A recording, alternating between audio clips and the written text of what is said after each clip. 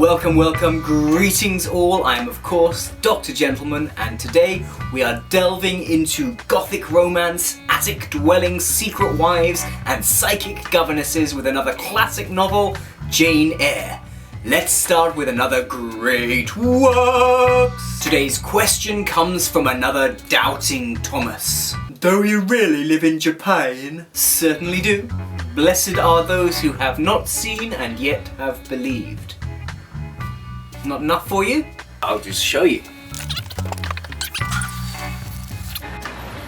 That's Japan. Alright, now that's sorted, let's look at Charlotte Belle by Jane Eyre. Carabelle by Jane Bronte. Jane Eyre by Charlotte Bronte. Which I have to say is actually one of my favourite classic novels. Yes, it's another book already covered by John Green in his Crash Course series, where of course he had a whole team to help him, and lovely animations, and a whole lot of money that YouTube threw at him, because if this year's Rewind teaches you anything, it's that YouTube knows where to throw their money. Not that I'm bitter or anything. But yeah, there is a lot of crossover between these books that I'm covering early on and what you can find on Crash Course and what was on Thug Notes, because these are good places to start when you're in this kind of discursive field. Okay, Charlotte Bronte.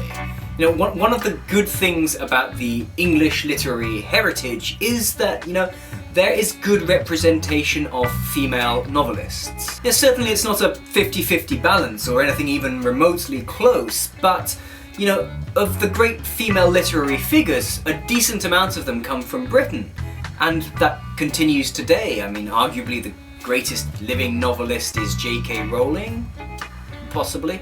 Certainly the most popular, right? More importantly, if you ask people to tell you the greatest female novelist, you're likely to hear, Jane Austen, maybe Emily Bronte, Mary Shelley, George Eliot, Virginia Woolf, and while her name may not be as well known as those others, 17th century writer Aphra Behn is amongst the most important figures in the development of the modern novel. Then there are poets like Elizabeth Barrett Browning, Christina Rossetti, Edith Sitwell. See, I think we can have a little progressive tinkle for that. Little progressive tinkle.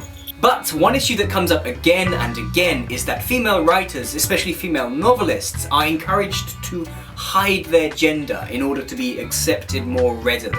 George Eliot felt that if she used her real name, Mary Ann Evans, she wouldn't be taken seriously. Emily, Charlotte and Anne Bronte originally published their first novels, including Jane Eyre, under the pseudonyms Ellis, Currer and Acton Bell, which according to them allowed them to write freely.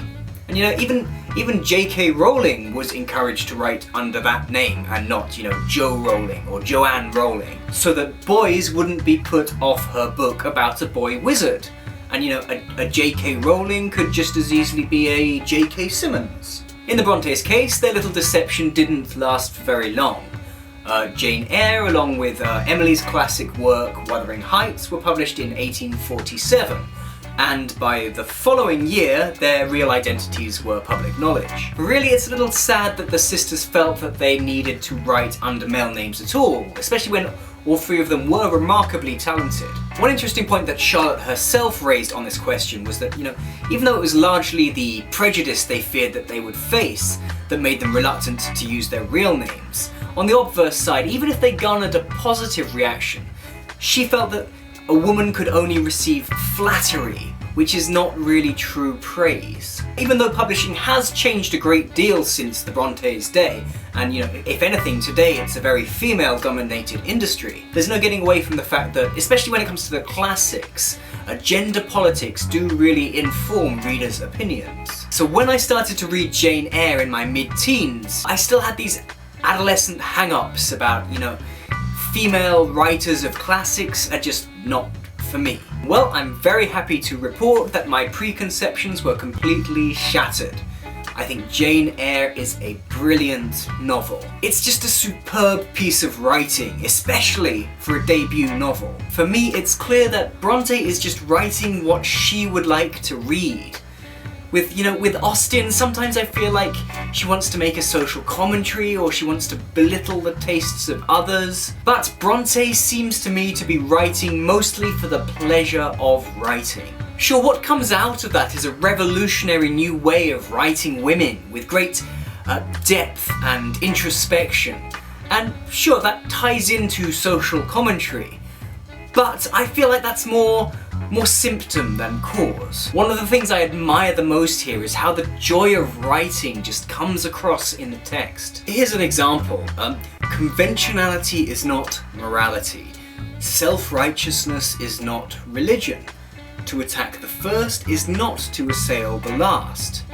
To pluck the mask from the face of the Pharisee is not to lift an impious hand to the crown of thorns. That's a very poetic mode of expression with all those metonyms, and I just think it works really nicely. And yes, for me the language was perhaps the greatest surprise. You know, I expected a functionality with the eloquence of vocabulary that's typical of the period, but Bronte achieves so much more than that. Her descriptions of nature, of physical appearance, even of buildings show a grace in prose that is just deeply poetic. And I was struck by the beauty of the images she spun. Quite often she makes these comparisons that lead me to just pause to appreciate the cleverness of what she's evoking. And her dialogue too, including when she sort of imitates dialects, I think is so natural, so much more natural than most of the other books written in the same period. Her characters hesitate and they speak in broken sentences. I actually wish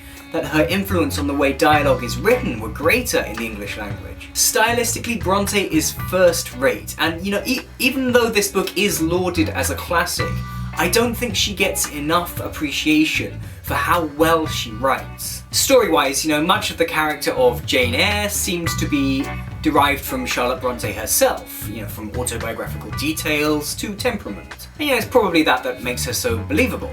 And by probably, I mean definitely. And yes, she has faults, and not only the faults that are pointed out in the text, like impulsiveness, but ones that, make me wonder if Bronte even thought of them as flaws at all, like a tendency to be a bit overbearingly clever and patronising when around people of a lower social class. Despite, in fairness, also expressing admirably progressive views on the subject. Jane is fascinating, at once strong and vulnerable, pragmatic and rash, and always believable. Her early life is very similar to Charlotte's, especially when she's sent to a boarding school for poor children, where she's treated very cruelly, and she experiences the death of her best friend from tuberculosis, which is very close to how Charlotte experienced the deaths of her older sisters in a similar setting. Jane grows up and works as a teacher in the school for a while before she sets out to look for a different job in a similar field. She gets a job as a governess, a kind of live-in tutor, for a young girl called Adele, who is the ward of a tall, dark and handsome gentleman named Mr. Rochester. He, like many similar dashing fellows in literature, is rather standoffish and rude. Things take a turn for the Gothic as strange things start happening in the secluded house. A fire starts out of nowhere and Jane starts hearing strange sounds where there should be nobody.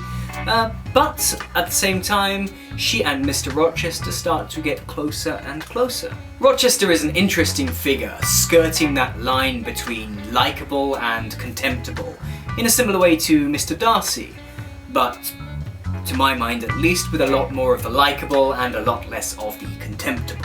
He fits the mold of a strong romantic interest. He's striking and powerful, but at the same time he's tortured and flawed. He might make the perfect love interest, and I say that not because I think that he's a great guy, it's the opposite. He's a manipulative control freak who thinks that it's okay to just lock somebody out of sight because they're an inconvenience to him, and start work on seducing the next one. He's also the sort of person who'll make a woman think that he loves someone else just to make her suffer and test her so that her true emotions come out. But that's the point.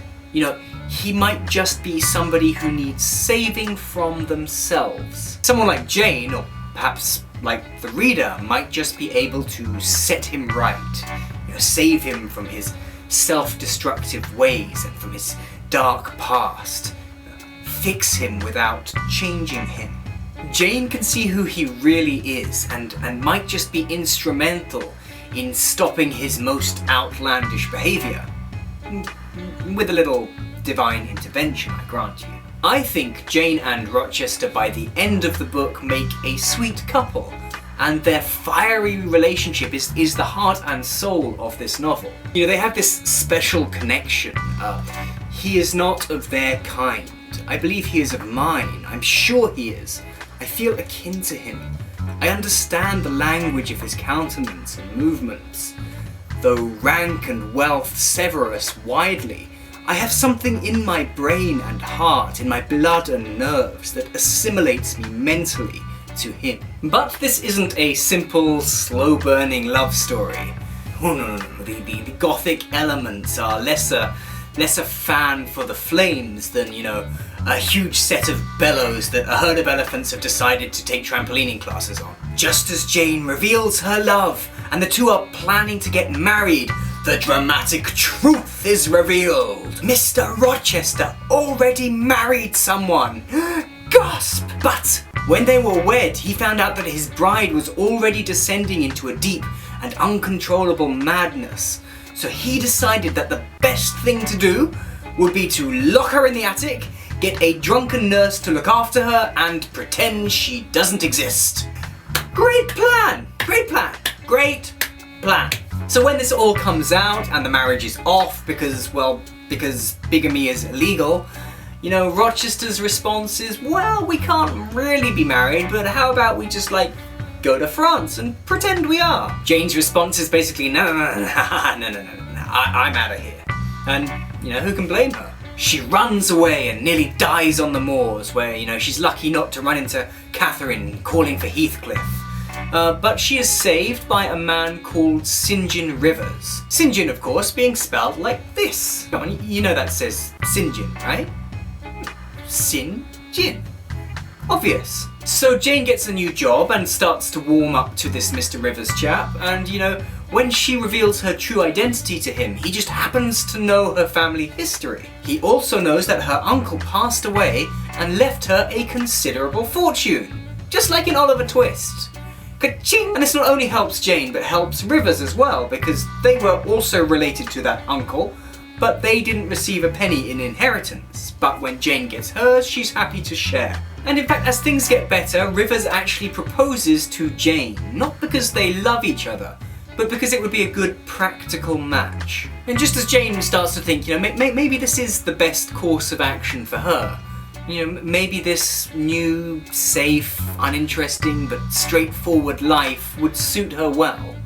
That's when the magic happens. Her psychic powers kick in, and she hears Rochester calling to her in her mind. Yes, it turns out that the whole of Jane Eyre was actually a superhero origin story, and with her newly awakened mutant powers, Jane sets off to battle her nemesis, Professor Consumption. Yeah, not really, but, you know, this is framed as a real occurrence, and not just something that happens in Jane's mind. But of course, we only have her word for this, so if you want maximum realism, you can read it as all, you know, a hallucination. But either way, she goes back to Rochester and finds him a broken man. Last time his mad wife set Thornfield Hall on fire, Jane was there to put it out. So that's actually one of the things that first brought her and Rochester closer together. But when it's happened again, nobody was there to stop it. The wife, Bertha, who I feel kind of bad only naming now, but, you know, that is kind of the way she functions in the plot. She's not a sympathetic character with, you know, a fully developed backstory who should be pitied for her mental illness. She's basically a weird plot device in the attic. Yeah, Bertha set the house on fire and then jumped to her death from the roof. Rochester lost a hand and was blinded in the conflagration, although he will eventually recover his eyesight. And, you know, it's interesting that this conclusion reverses the power dynamic. Before, Jane was the timid, plain, poor employee who could only distinguish herself using her wits, while Rochester was proud, wealthy, mysterious, handsome, able to have as many mistresses as he wanted. Now he's in need, he's no longer whole. You know, his sins have caught up with him. But Jane is now independently wealthy, has another option if she wants it, can walk away at any time, and doesn't need anybody to care for her anymore. And, you know, I like to think that after they marry, these experiences mean they can find a nice, healthy middle ground, a kind of even balance where they're both equals. And you know, as a kind of rarity in these kinds of literary romances, I actually think that because these two love and understand each other well, they will work it out, despite all of Rochester's weirdness through most of the book. When summarized, this narrative can come over as a little bit, well, ludicrous. But the soul of this story is the character interactions, and here it can hardly be faulted, I think. And you know, I think it's actually quite brave to start a whole new storyline at the crisis point of the novel, to build up a whole new scenario with new characters essentially from scratch. But it actually works really well, and to my mind that part is almost equally as compelling as the main storyline. Well, maybe not quite on the same level, because I have to say that for me, ending the novel with a spotlight on one of the characters from this section of the novel feels pretty bizarre. Still, the novel was a hit on publication. It received criticism, certainly. Elizabeth Rigby, the future Lady Eastlake, in particular, finding it very vulgar and even anti-Christian. She was disgusted by its coarseness of language and laxity of tone, though somehow she felt it was potent. We have no remembrance of another book combining such genuine power with such horrid taste. French critic and specialist in English literature Jean-Baptiste Joseph-Émile Montaigu wrote that Jane Eyre is a passionate dream, a perfect castle in Spain, which is a interesting comparison. Others at the time were impressed. Prominent critic and life partner of George Eliot, G.H. Lewis, feeling moved by what he felt was a deep, significant reality written from the depths of a struggling, suffering, much enduring spirit. And yes, especially when it came out that the book was written by a woman, it was painted as transgressive. It pushed boundaries in a way that contemporary audiences found a little unsettling. But as usual, that only helped its reputation to grow. As Jane herself muses, it is in vain to say human beings ought to be satisfied with tranquility. They must have action, and they will make it if they cannot find it. Millions are condemned to a stiller doom than mine, and millions are in silent revolt against their lot. Charlotte Bronte went on to see 2 further novels in print before she, like most of the other members of her family, succumbed to tuberculosis. Or possibly it was typhus, but you know, as you can gather from this and my previous video about John Keats, you know, consumption was a big problem in Victorian England. I may have more to say about Bronte in a future video if I ever cover Villette, which, yeah, I think it's fair to say is another great work. And yeah, at some point I'll definitely have to tackle Wuthering Heights. But yes, Jane Eyre is one of my favourite novels. Plus, I think the book contains more beautiful prose and dialogue than anything in Dickens or Austen or her sister Emily's work. Charlotte's sister Emily, I mean, not Austen's sister. Although, for all I know, she had really beautiful writing. Did Austen even have any sisters? Anyway, Bronte reinvented the way inner thoughts can be conveyed in a novel, regardless of whether character or author is male, female, or anything else. And for that reason alone, I think this novel should be called a great work. Okay, there was a big break between my last 2 videos because, well, I was starting a new job and things got a bit hectic, but yeah, sorry about that. I've also been doing some recording with my band, which I'm very excited about, but I hope I'll pick up the pace again after this and maybe start to cover some works outside the literary arena. But for now, that's all. Please do all the usual YouTube stuff, and if you have any questions, please send them to the email address in the description, and I will see you again for another great work.